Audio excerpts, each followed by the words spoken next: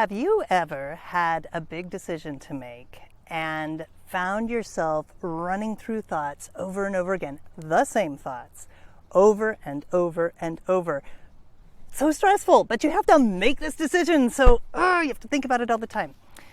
Well, I'm Kristin Collier with Collier Connections, and I'm a writer, coach, and educator, and I am here to tell you that these days I like to think right before I act instead of thinking all the time. And I'll tell you why. First off, I like to think right before I act. I want to, side note, unless it's fun, if the thinking is fun, I'd be happy to think all day long.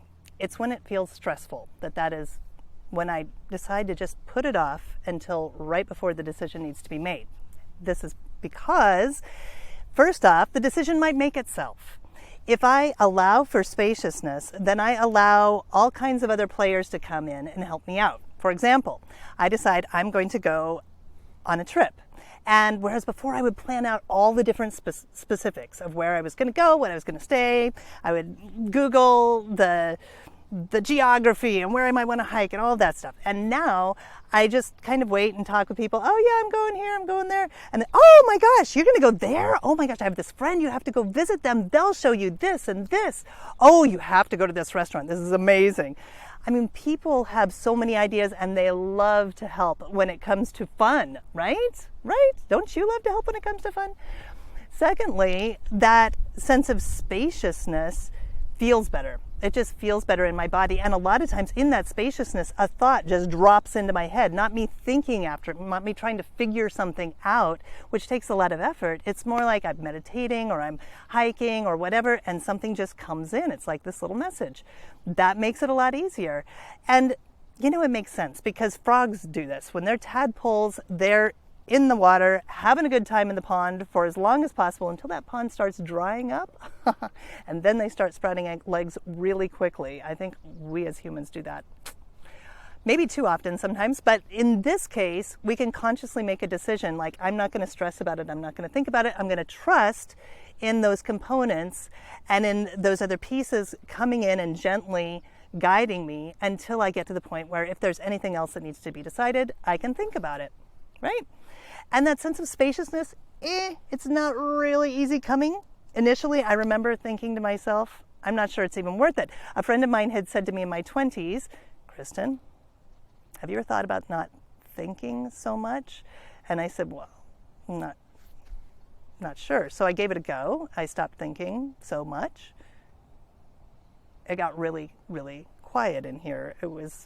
I didn't really recognize myself and mostly had a little concern, and I called her up and I said, Jen, I'm not thinking so much. It's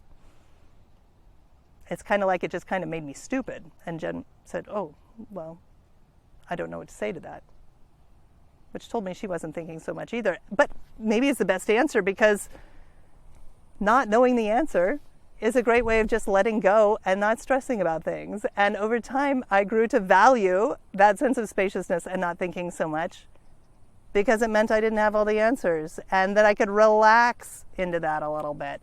So love that idea. And in fact, that really connects with the last piece of it, which is that feeling good is so important. That's the big reason why I don't want to think so much, because when I think a lot, I just feel stressed. I feel like I'm trying to make something happen rather than allowing things to happen. Oh my gosh, I can't tell you how many times, this is a little bit embarrassing, that I've planned out in my date book with much excitement. Okay, so that was when the thinking was fun, but I really have to reflect on the amount of energy I put into thinking out and planning out something in my date book, and then one component doesn't come into place, and all of the other things that I've just written out for 3 months is now irrelevant. So I'm wearing out my eraser, right? Has that ever happened to you? Oh my gosh. So I love the idea of writing in the big rocks. I have a friend who said, yeah, when I make a plan, I put in the big rocks, and then I figure the little rocks are just going to take care of themselves. They're just going to come in. And by the way, I can move the big rocks around too. You know, we can make changes and choices. Maybe it allows us to be more flexible, period, when we don't think and have some sense of commitment to a course of action. Woo! Maybe it kind of keeps us humble. I like that idea. So the three things that kind of go into that decision for me of thinking right before I act, if at all, is to harness momentum and spaciousness, which helps me get comfortable with spaciousness in general, and finally helps me keep the focus on feeling good rather than thinking, oh, and a side note on feeling good, the whole point of thinking about this decision is so that we can get things to go in a way that we hope will meet a lot of needs for us and that we'll feel good, right? So if we let go of the stress about that and just feel good in this moment for no good reason, the best reason to feel good, aren't we more than halfway there? Aren't we maybe all the way there? And then when things come together and then we have that going on too, then we're like feeling good double time. I like that. Doubling up, as Abraham Hicks would say. I used to think a lot. I used to think a lot, and probably in situations in which I wasn't totally in alignment, especially in states of confusion because things weren't matching up for me in terms of my understanding. I tried to think my way out of them rather than noticing I wasn't feeling good, and I had a whole body breakdown. And like Dr. Joe Dispenza would say, you could wait till then, but why wait? I mean, why not just start noticing how you feel right now and moving towards thinking less and feeling better more?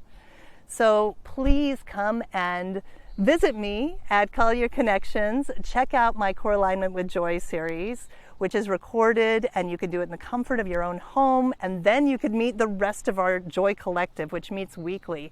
And YouTube videos like this go into my lesson plan, and we find some supportive, or I find some supportive science and some images and fun things to put in and build some practices around that. And then we practice together and share our inspiration and how we're using this work in our lives. And it's so inspiring and joyful to see the way that people are learning and growing.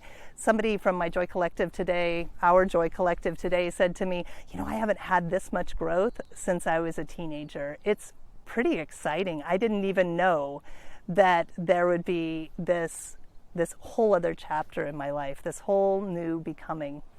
I hope you're having an amazing day. Thank you so much for watching. And please, in the comments, share with me if any of this is useful to you, what you'd like to see more of, and maybe most importantly, how are you thinking? And please share your inspiration about what's working for you. That not only helps me and inspires me, but it inspires everybody else who's watching and looking at the comments as well. Thanks so much. Be well. Take care.